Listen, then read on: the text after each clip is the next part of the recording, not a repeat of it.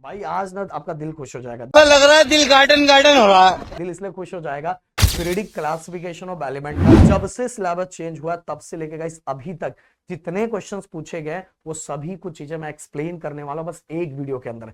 अब गाइस अगर ये वीडियो आपने देख लिया तो ये चैप्टर आपका पूरी तरीके से बहुत बेहतरीन तरीके से हो जाएगा। इससे ज्यादा कुछ पढ़ने की जरूरत नहीं है गाइस। बट अगर आप चाहते हो कि सर आप इतना ज्यादा हार्ड वर्क कर रहे हो तो ये जो पीपीटी, ये जो पीडीएफ है, ये पीडीएफ मैं बिल्कुल आप लोगों को फ्री ऑफ कॉस्ट दूं। तो गाइस मुझे आपका रिएक्शन दिखना चाहिए, जैसे मुझे भी काम करने में मजा आएगा।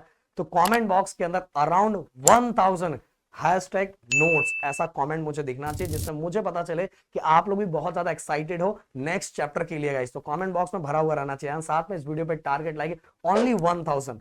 सभी बच्चों को बोल बोल के करो भाई, प्रदीप सर के हार्ड वर्क के लिए ये तो बनता है भाई, पूरे हक से बनता है। एंड साथ में यूट्यूब एनालिटिकल पे मुझे ये भी दिखना चाहिए कि आने वाला हर बच्चा इस वीडियो को लाइक करके जा रहा है एंड साथ में कमेंट करके जा रहा है एंड चैनल को सब्सक्राइब करके जा रहा है एंड एक दूसरे को बोल भी रहा है। भाई जो अच्छी चीजें देता है उसको तुम प्यार नहीं दिखाते हो, तो प्यार दिखाना पड़ेगा भाई पूरे हक से, क्योंकि बोर्ड एग्जाम मतलब ओनली गिरी ट्यूटोरियल। तो चलो बिना देरी के स्टार्ट करते हैं। हाँ गाइस, सबसे पहले एमसीक्यू मैं एक्सप्लेन नहीं करता। अगर आपको चाहिए कि सर हाँ सभी चैप्टर के एमसीक्यू एक्सप्लेन करो तो मैं एक कॉमन वीडियो बना दूंगा जिसके अंदर पूरे के पूरे एमसीक्यू मैं एक्सप्लेन कर दूंगा। अभी के लिए मैं डायरेक्ट आपको दे देता हूँ, पर अगर आप लोग मांग करोगे तो वो भी मैं एक्सप्लेन कर दूंगा। तो गाइस ये आपके आंखों के सामने है। हाँ अभी आ गए हम इस पे। और सबसे बड़ी बात है गाइस पूरे के पूरे पीवाईक्यू बस ये कर लोगे हो जाएगा काम। तो पहला क्वेश्चन क्या लिखा हुआ है, in Dobereiner triads lithium sodium potassium the atomic mass of the lithium, मतलब इसका एटॉमिक मास दिया हुआ है, एंड पोटेशियम मतलब इसका दिया हुआ है, आर 6.9 एंड 39.1, मतलब इसका 6.9 है एंड पोटेशियम का 39.1 है। What will be the atomic mass of the sodium. भाई डोबेराइनर बाबा ने क्या बताया था, टोटल तीन तीन एलिमेंट का उन्होंने एक ग्रुप बनाया था जिसको ट्राइड्स कहा जाता था। तो पहले और लास्ट वाले अगर एलिमेंट को हम प्लस करते हैं एंड डिवाइड बाय 2 करते हैं तो मिडल वाला जो एलिमेंट होगा उसका एटॉमिक मास अपने आप मिल जाएगा। तो फर्स्ट पे लिथियम है, एंड पे पोटेशियम है, दोनों के एटॉमिक मास को प्लस करो एंड डिवाइड बाय 2 करो तो किसकी वैल्यू मिल जाएगी, बीच वाले एलिमेंट। तो बीच वाले एलिमेंट की एटॉमिक मास कितना मिल गया, अप्रॉक्स वैल्यू मिल गई 23। यही हमारा डोबेराइन ट्राइड्स से, सोचो मार्च 2019 में क्वेश्चन पूछा गया था। एंड गाइस ये सेकंड क्वेश्चन के बारे में थोड़ा एक इंटरेस्टिंग बातें आपको बताना चाहूंगा मैं जरूर। Right the name of atomic mass having the smallest size. कौन सा ऐसा एटम है जिसका साइज सबसे ज्यादा छोटा है, बताना चाहूंगा। 2024 के अंदर जब ये क्वेश्चन आया, बच्चे बोर्ड एग्जाम देके गए, देके आए वापस, आपस में बच्चों में मारा मारी हो गई। मतलब कुछ बच्चे बोल रहे थे हीलियम सबसे स्मॉलेस्ट है, कुछ बच्चे बोल रहे थे हाइड्रोजन सबसे स्मॉलेस्ट है। अब क्वेश्चन ये है कि कौन बच्चे बोल रहे थे नहीं मेरा सही है मेरा सही है। भाई बच्चे मानने को तैयार नहीं थे क्योंकि बहुत सारे टीचर्स ने ना भी भाई उल्टा बता दिया था, गड़बड़ बता दिया था, और इसके कारण बहुत सारे बच्चे इसको लेके कंफ्यूज थे। तो आपके प्रदीप सर ने पूरा फैक्ट वाइज चिट्ठा खोल दिया एंड फाइनली जब आंसर किया है तो उसमें जो प्रदीप सर ने बोला था वो बात बिल्कुल सही हुई। थोड़ी सी बातें मैं जरूर आपके सामने रखना चाहूंगा।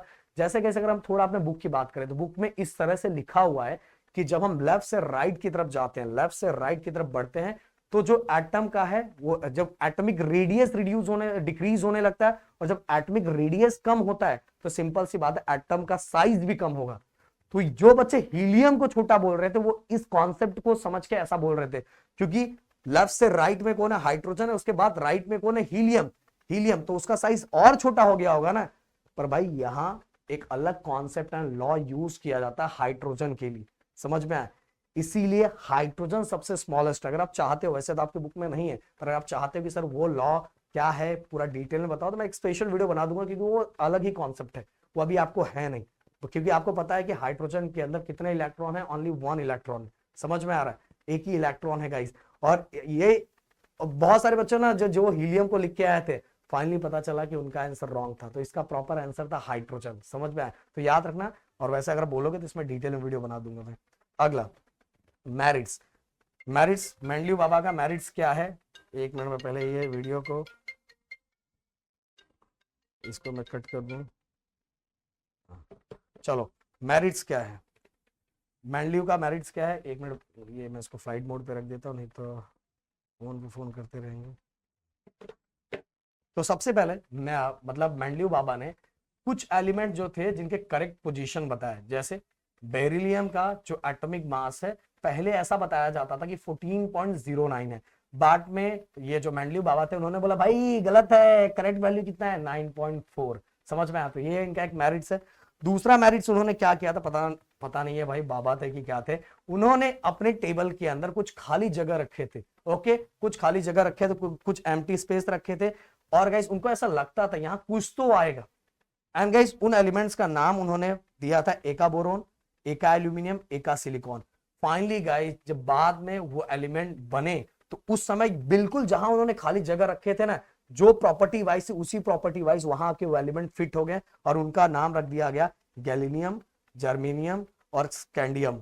ये तीन, स्कैंडियम, गैलीलियम एंड जर्मेनियम, ये तीन एलिमेंट। तो भाई ये भी इनका मतलब फिक्स, जो उन्होंने टेबल बनाया था उसी टेबल में जाके उसी बॉक्स के अंदर बिल्कुल फिक्स हो गए। एका बोरोन, एका एल्यूमिनियम, एका सिलिकॉन की जगह scandium, gallium and germanium. Okay, and साथ में गाइस इन्होंने अपने टेबल के अंदर जीरो ग्रुप वाले एलिमेंट्स को भी जगह दे के रखा था। इनको लगता था यार कुछ तो ऐसे एलिमेंट है जो ना तो किसी से लेते हैं ना तो देते हैं, मतलब उनका ना तो लूज और गेन कुछ भी नहीं होता। ऐसे जीरो ग्रुप वाले एलिमेंट के लिए भी उन्होंने जगह बना के रखा था। उनको लगता था भाई ऐसा कुछ तो है, बट आगे जाके जब टेबल बना तो बिल्कुल सही था कि जो मेंडलीव बाबा ने बोला था बिल्कुल परफेक्ट था कि ऐसे एलिमेंट भी होते हैं। तो ये इनका क्या हो गया, मेरिट्स हो गया। अब आते हैं अगले क्वेश्चन की तरफ। बहुत सिंपल है, ये मार्च 2019 में 5 मार्क्स का क्वेश्चन पूछा गया था। ऐसा एक टेबल दिया गया था, देखो इस कितना सिंपल सा, कितना सिंपल सा, और एटॉमिक रेडियस दिया गया। उसमें जो पहला क्वेश्चन पूछा गया था क्या था, arrange the above element in a decreasing order of their atomic radii. इनको atomic radii wise decreasing order में अरेंज करना है, मतलब सबसे पहले बड़ा, फिर उससे छोटू, उससे छोटू, उससे छोटू, उससे छोटू और सबसे छोटू। तो गाइस देखो, अब सबसे पहले सबसे बड़ू कौन सा है, सबसे बड़ू देखो इसके अंदर लिथियम है, तो सबसे पहले लिथियम लिख दिया। लिथियम के बाद कौन है, बेरिलियम है, देखो बेरिलियम के बाद कौन है, बोरोन है, बोरोन के बाद कार्बन है।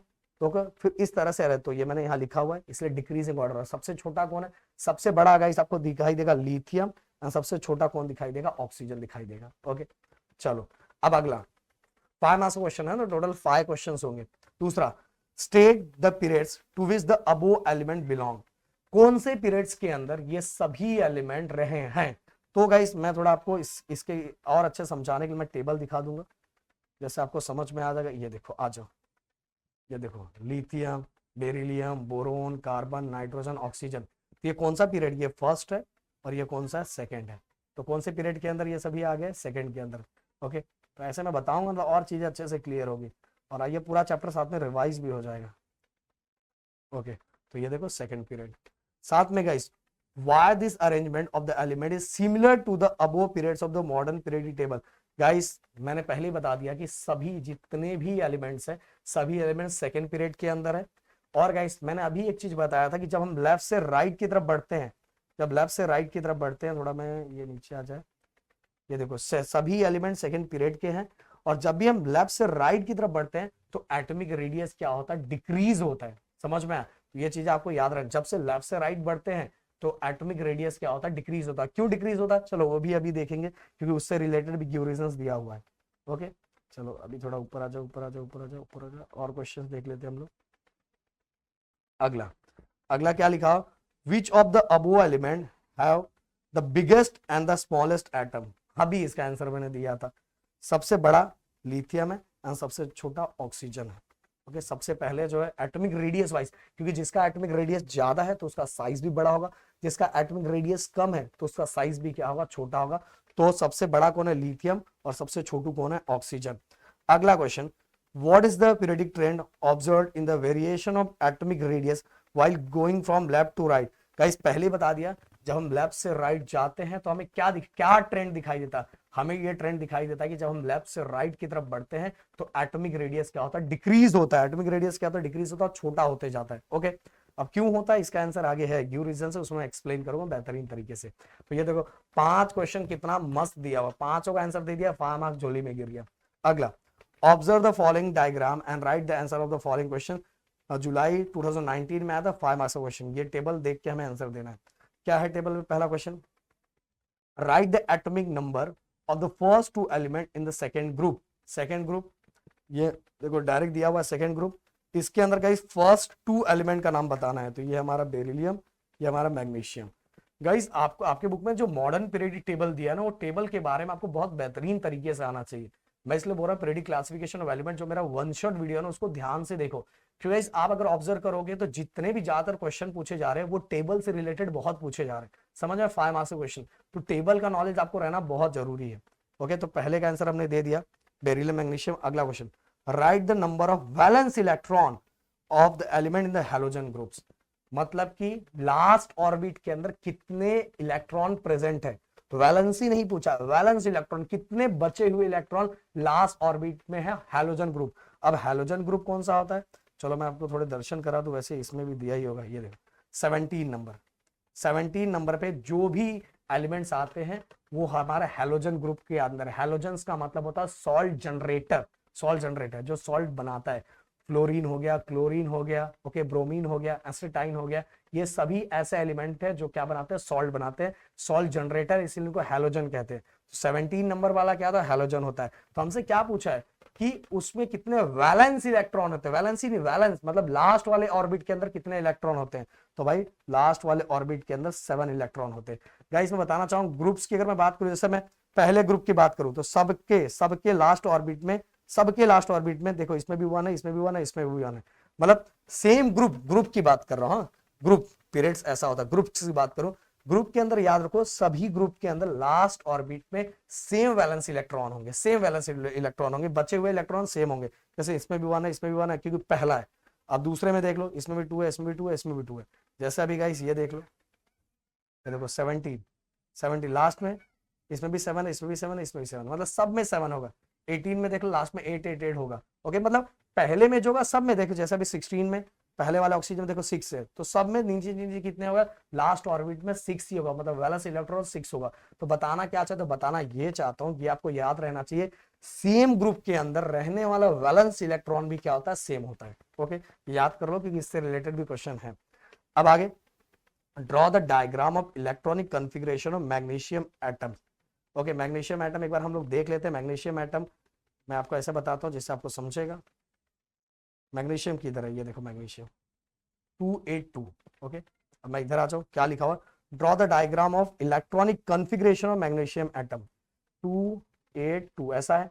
तो पहले में 2 हो गया, फिर इसके बाद 1 2 3 4 5 6 7 8 हो गया, एंड लास्ट में 2 हो गया। ये हो गया इसका इलेक्ट्रॉनिक कॉन्फ़िगरेशन, और हमने इसका डायग्राम ड्रॉ कर दिया, पहले में 2 देन 8 देन 2, समझ में, ऐसे ड्रॉ करना है। अब अगला क्वेश्चन क्या लिखा हुआ है, after completion of periods what change does take place in the electronic configuration of the next element. जैसे एक पीरियड कंप्लीट हो जाता है, एक पीरियड कंप्लीट होता है, तो भाई उसके नीचे वाला जो एलिमेंट होता है, नेक्स्ट एलिमेंट रहता है, उसके अंदर हमें क्या चेंजेस दिखाई देता है। तो भाई अब पीरियड्स की बात हो रही है, ध्यान से सुना, पीरियड्स की बात होती है। तो भाई जैसे हम इधर से इधर बढ़ते हैं, इधर से इधर बढ़ते हैं, तो भाई ध्यान से सुना, पीरियड्स की बात हो रही है। तो हर पीरियड के अंदर, ओके, हर पीरियड के अंदर, जैसे भी मैं बताऊं, ये मैं आपको डायग्राम दिखा के बताता हूं। ये देखो, जैसे मान लो, ये देखो, ये सेम पीरियड से, सेम पीरियड से, और याद रखो ये सेकेंड पीरियड है, तो याद रखो इसके अंदर टोटल ऑर्बिट भी कितना होगा, ओनली 2 होगा, ओनली 2 ऑर्बिट होगा। चाहिए तो बना के देख लो, आपको मेरे भरोसा नहीं है, चलो मैं स्टार्टिंग का बना देता हूं। लिथियम का एटॉमिक नंबर 3 है, तो पहले में 2 एंड दूसरे में 1, ओके। देन इसके लास्ट में हीलियम देख लेते हैं, लास्ट वाले हीलियम मैं बना देता हूँ, मैं थोड़ा हट जाता हूँ। हीलियम का एटॉमिक नंबर 10 है, तो पहले में 2 और बाद में 8, तो 1 2 3 4 5 6 7 8, मतलब देखो इसमें भी 2 है, मतलब सेकेंड ऑर्बिट। तो 2 ऑर्बिट की बात कर, मैं अब पीरियड्स की बात कर रहा हूँ, किसकी बात कर, पीरियड्स। तो सेकेंड पीरियड्स, तो टोटल ऑर्बिट भी कितना होगा, ओनली 2।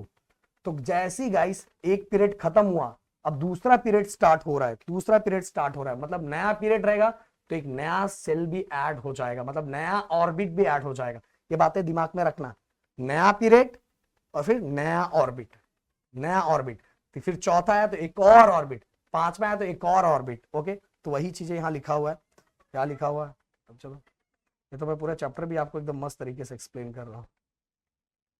ऐसा मेरे को मन किया कि भाई देखो क्या लिखा हुआ है, after period and the next element start with new electron shells in its electronic configuration.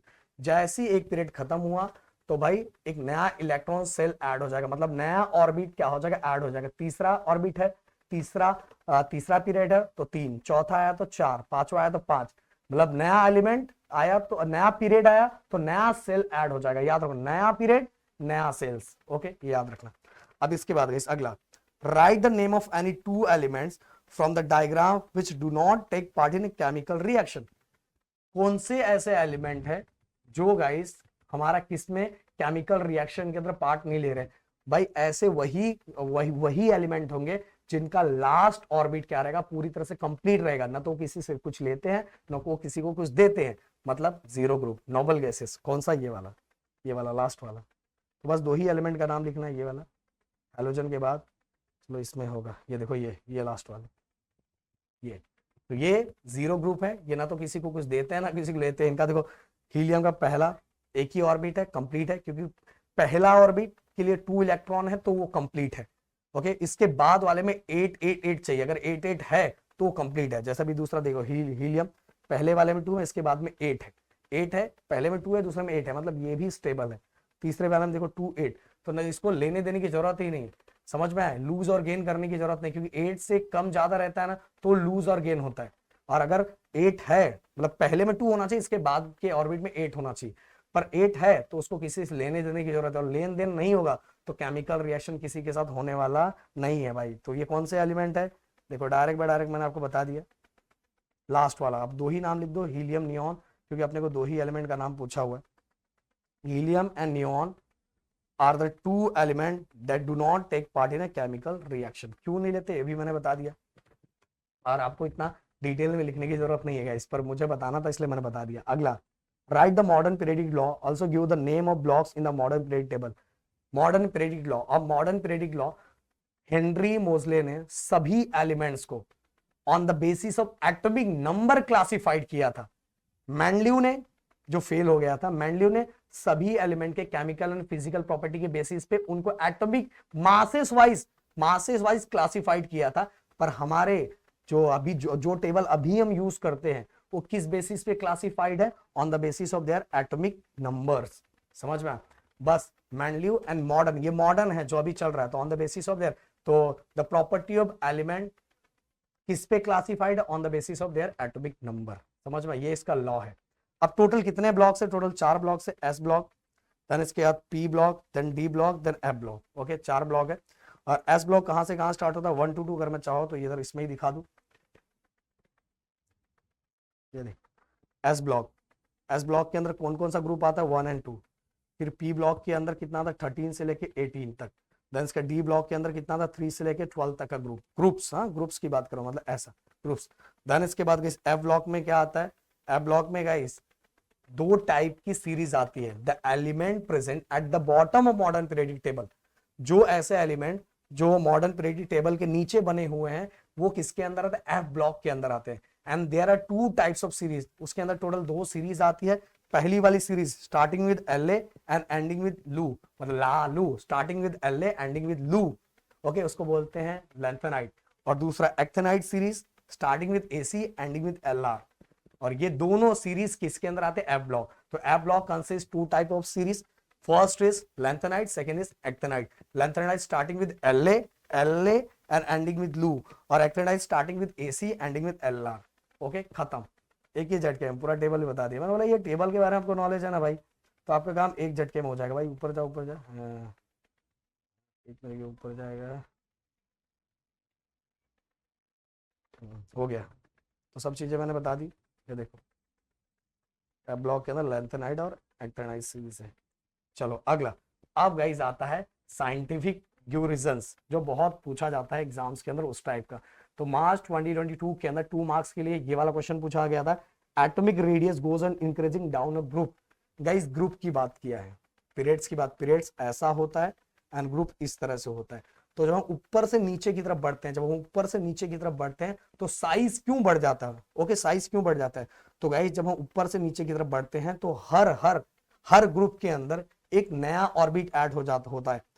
हर नया ऑर्बिट, एक नया ऑर्बिट और एक नया ऑर्बिट, मतलब ऊपर से नीचे आ रहे तो एक एक ऑर्बिट बढ़ता जा रहा है। और अगर एक एक ऑर्बिट बढ़ता जा रहा है तो सिंपल सी बात है, एटम का साइज भी क्या होगा? बढ़ता जाएगा। तो गाइस हम जब हम जब टॉप से ओके मतलब टॉप से बॉटम की तरफ बढ़ते हैं तो हर ग्रुप के अंदर एक एक न्यू सेल क्या होता है, ऐड होता जाता है। और न्यू सेल ऐड होने के कारण क्या होता है, किसका साइज बढ़ने लगता है, एटम का साइज बढ़ने लगता है। और एटम का साइज मतलब एटॉमिक रेडियस बढ़ने लगता है। और एटॉमिक रेडियस बढ़ने लगता है तो भाई एटम का साइज भी क्या हो जाएगा, बढ़ जाएगा। समझ में आया? देखो पहले में एक ही है तो इतना साइज है, दूसरे में एक ऑर्बिट और ऐड हो गया तो इतना साइज हो गया, एक और हो गया ऐड, और नीचे बड़ा ग्रुप में तो और, मतलब कहने का थोड़ा मैं और दिखा देना चाहता हूँ इससे आपको और समझे। ये देखो ऐसा, मतलब ऊपर से नीचे की तरफ बढ़ेंगे तो पहले में जो ऑर्बिट है, दूसरे में एक और ऑर्बिट ऐड हो जाएगा, तीसरे में एक और ऑर्बिट, चौथे में एक और, नीचे नीचे नीचे नीचे एक एक और ऑर्बिट ऐड होता जाएगा। तो एक एक और ऑर्बिट ऐड होने की वजह से रेडियस बढ़ जाता है, क्योंकि सेंटर से जहां जितना ऑर्बिट होता है वहां तक काउंट होता है। सेंटर से जितना, मतलब मान लो इतना रेडियस है, मतलब इतना ऑर्बिट है तो इतना रेडियस हो गया, एक और ऐड हो गया इतना रेडियस। तो जितना रेडियस बढ़ेगा उतना ही एटम का साइज भी बढ़ेगा। तो याद रखना, ग्रुप्स के अंदर एटम का साइज बढ़ता है एंड पीरियड्स के अंदर साइज क्या होता है, कम होता है। याद होना चाहिए। और क्यों होता है उसका भी रीजन है, बताऊंगा मैं।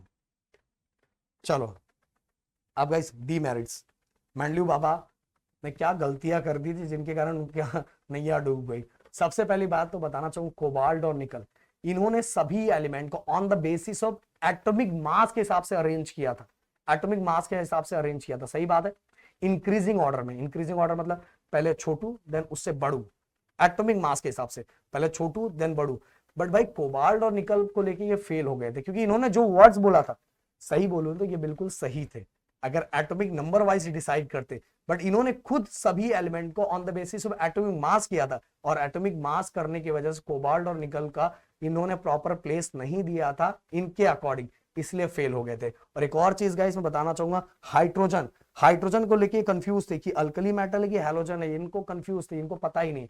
और ये कंफ्यूज होने की वजह से इन्होंने हाइड्रोजन को एक सेपरेट जगह पे रख दिया था।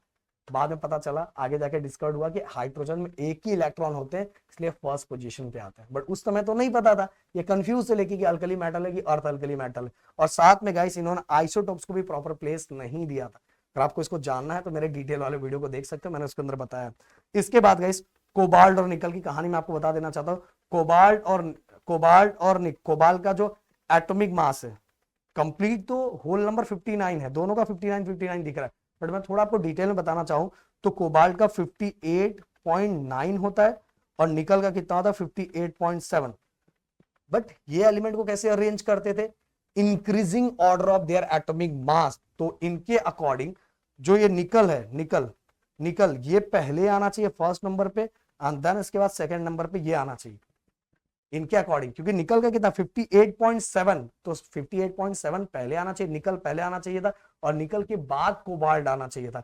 बट भाई इनको लगता था यार कोबाल्ट यार पहले आएगा, क्योंकि उसकी प्रॉपर्टी उनको देख के ऐसा लगता था। बट उनके पास आंसर नहीं था, क्योंकि लोग खड़े होकर बोलते थे ना, अरे नहीं भाई टोटल होल नंबर की बात करूं तो दोनों 59 ही है, तू कैसे रख दिया कोबाल्ट को पहले, कैसे रख दिया निकल को बाद में कैसे रख दिया। तो बेचारे के पास कोई आंसर नहीं था, इसीलिए गाइस ये भी इसके डीमेरिट्स में आ गया। बट गाइस मैं बताना चाहूंगा आगे जाके ये सही कैसे हो गए, बस ये एक चीज सही कर देते ना तो चीजें सही हो जाती।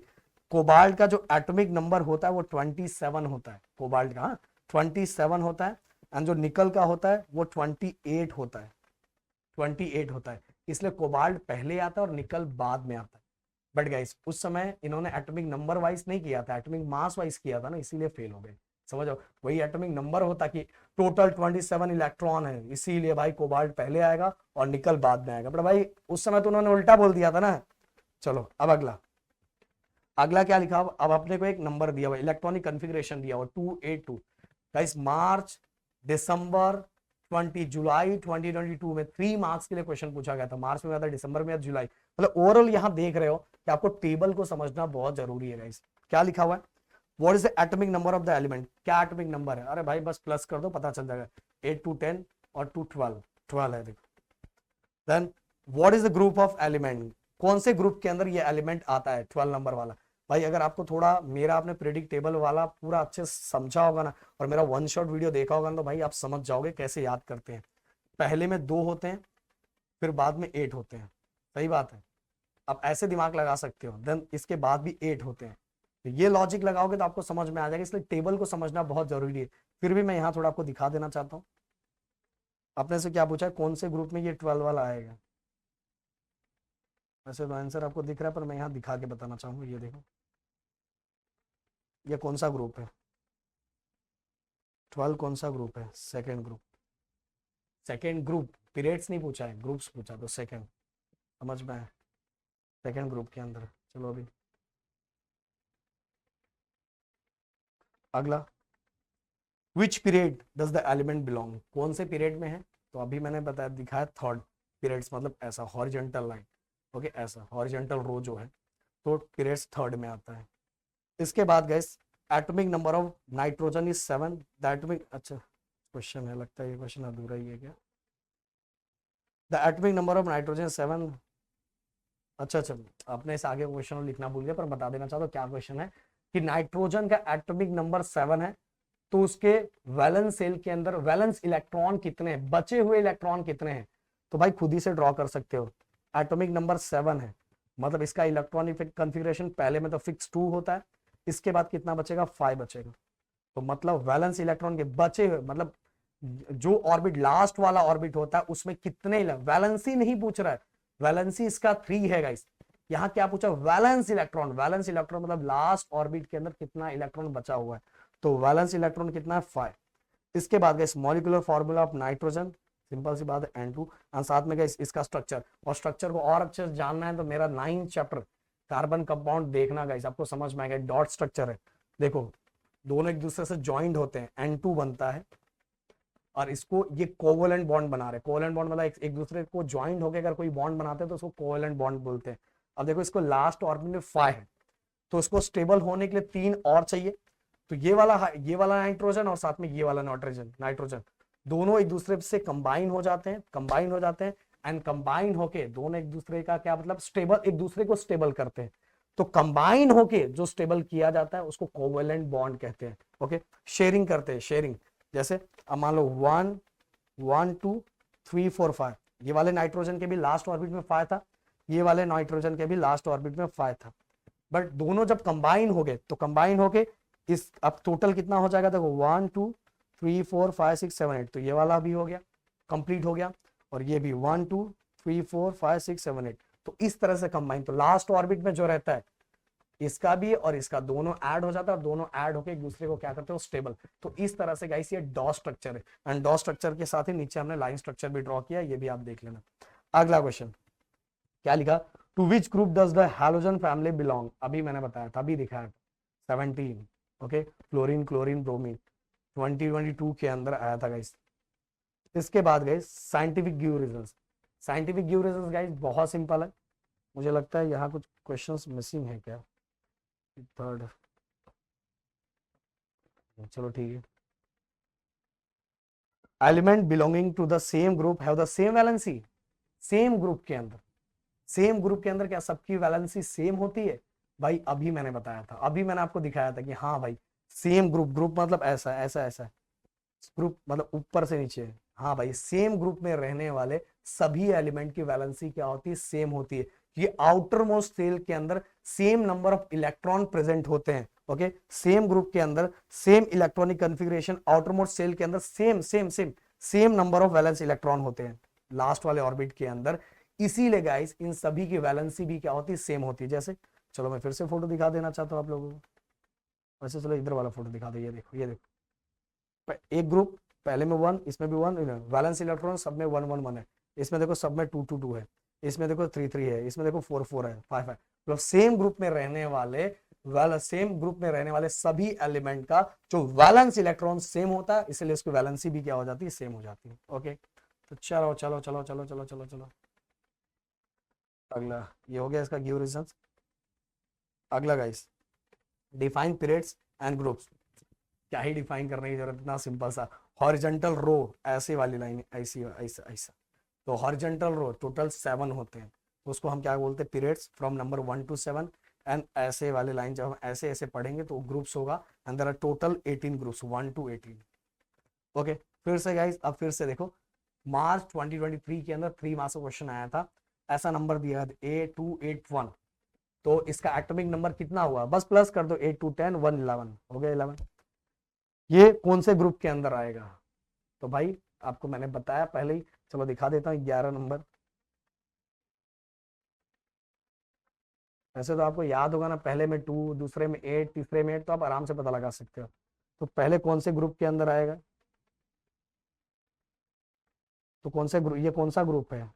पहला ग्रुप, फर्स्ट ग्रुप के अंदर। और अगर पीरियड्स पूछा तो थर्ड पीरियड के अंदर। समझ में आया? तो ग्रुप पहला, पीरियड तीसरा, हो गया। ये भी कहानी खत्म कर दी हमने।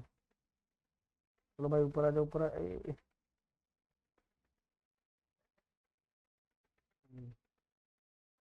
ओके हो गया। एंड पीरियड्स तीसरा हो गया। देन इसके बाद guys metallic character goes on decreasing while going from left to right in periods. Guys इसको मैं डायरेक्ट एक्सप्लेन करूंगा। चलो मैं इधर इसके अंदर ना गाइस ये भी मैं एक्सप्लेन कर दूंगा कि जब हम लेफ्ट से राइट की तरफ बढ़ते हैं तो एटम का रेडियस डिक्रीज क्यों होता है, एटम का रेडियस डिक्रीज क्यों होता है, साइज क्यों कम होता है, ये भी बता दूंगा। एंड मेटेलिक कैरेक्टर भी डिक्रीज क्यों होता है ये भी मैं एक्सप्लेन कर दूंगा। एक ही बार में कहानी खत्म कर दूंगा एक एक करके। सबसे पहले गाइस मेटेलिक कैरेक्टर मतलब, मेटेलिक कैरेक्टर का मतलब क्या होता है? जो भी एटम अपने इलेक्ट्रॉन को लूज करते हैं, इलेक्ट्रॉन देते हैं तो उनके ऊपर कौन सा साइन हो जाता है? पॉजिटिव साइन हो जाता है। और ऐसे एलिमेंट्स को हम लोग क्या कहते हैं? ऐसे एलिमेंट को हम लोग मेटल्स कहते हैं।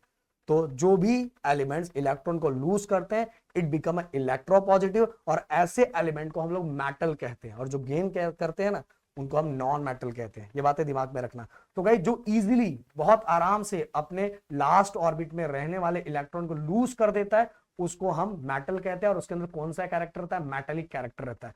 बट गाइस जब हम लेफ्ट से राइट की तरफ बढ़ते हैं, जब हम लेफ्ट से राइट की तरफ बढ़ते हैं, लेफ्ट से राइट की तरफ ऐसे ऐसे, मतलब पीरियड्स के अंदर, ग्रुप्स के अंदर नहीं, पीरियड्स के अंदर जब हम लेफ्ट से राइट की तरफ बढ़ते हैं तो क्या होता है गाइस पता है?